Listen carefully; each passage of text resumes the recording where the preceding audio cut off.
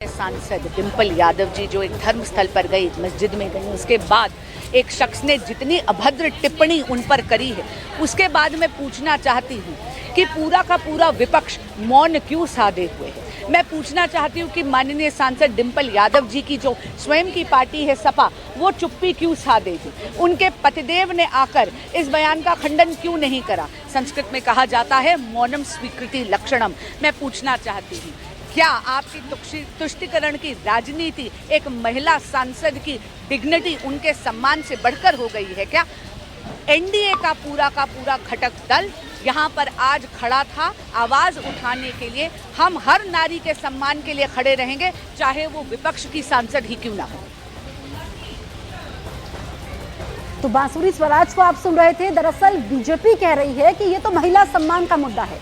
भले ही डिम्पल यादव विपक्ष की सांसद है, समाजवादी पार्टी की सांसद है, लेकिन वो तो महिला के सम्मान में हमेशा से खड़े थे और खड़े रहेंगे। इस पर समाजवादी पार्टी पर हमला बोला बीजेपी ने, खासकर अखिलेश यादव पर हमला बोला कि वो तुष्टीकरण की राजनीति करते हैं। वोट बैंक उनके लिए इतना जरूरी है कि वो यहाँ पर बयान का विरोध नहीं करते हैं। जो साजिद रशीदी ने आपत्तिजनक बयान दिया था, ऐसे में वो अखिलेश यादव से सवाल पूछ रहे हैं। नहीं, फिर ये अखिलेश यादव या कांग्रेस जिस तरह से चुप है, डिम्पल हमारी सांसद हैं, उस पर अफरीदी ने जिस तरह का अपमानजनक टिप्पणी किया है। हमारे विचारों से मतभेद हो सकते हैं, हमारी पार्टी अलग अलग हो सकती है, लेकिन वो पार्लियामेंट की हमारी एक सांसद हैं, देश की महिला हैं, और उन पर इस तरह की अपमानजनक टिप्पणी करने के बाद भी इतनी बड़ी तुष्टीकरण है कांग्रेस की, समाजवादी की, कि उसके खिलाफ एक शब्द नहीं कहा जा रहा है। हम उसके विरोध में प्रदर्शन करें। तो देखिए, जगदम्बिका पाल को आप सुन रहे थे, वो कह रहे थे कि कांग्रेस की चुप्पी, समाजवादी पार्टी मौन है, वोट बैंक उनके लिए जरूरी है, एक महिला का अपमान होता है, समाजवादी पार्टी इस पर कुछ नहीं बोलती। अखिलेश यादव चुप है, उनको बयान देना चाहिए। अब आप देखिए पहली तस्वीर, डिम्पल यादव के समर्थन में एनडीए के सांसद हैं और वो रशीदी के खिलाफ प्रोटेस्ट करते हुए नजर आए। यही राजनीति की खूबसूरती है, क्योंकि डिम्पल यादव समाजवादी पार्टी से सांसद है, लेकिन यहाँ पर एनडीए के सांसद विरोध प्रदर्शन करते हैं और वो कह रहे हैं कि ये तो महिला सम्मान का मुद्दा है। भले ही विपक्षी पार्टी की सांसद है, लेकिन हम तो महिलाओं के सम्मान में हमेशा से खड़े रहते हैं और अब भी खड़े रहेंगे। दरअसल डिम्पल पर यहाँ पर विवादित बोल थे मौलाना के, जिस पर विवाद होता है। ये आपको याद होगा कि कुछ दिन पहले यहाँ पर ये बैठक हुई थी समाजवादी पार्टी की। इस पर भी बखेड़ा खड़ा हुआ था कि धर्मस्थल पर क्यों ये बैठक हुई है, राजनीतिक बैठक नहीं होनी चाहिए, और डिम्पल यादव भी यहाँ पर पहुंची थी।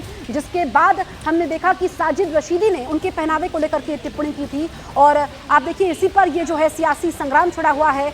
डिम्पल यादव पर किए गए अपने बयान पर मौलाना साजिद रशीदी का क्या कुछ कहना है, वो अब आप सुन लीजिए।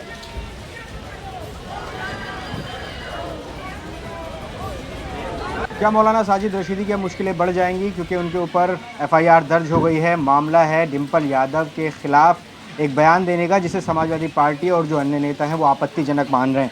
मौलाना साजिद रशीदी हैं हमारे साथ बातचीत करने के लिए। मौलाना, एफआईआर दर्ज हो गई आपके ऊपर, पहला रिएक्शन क्या है आपका?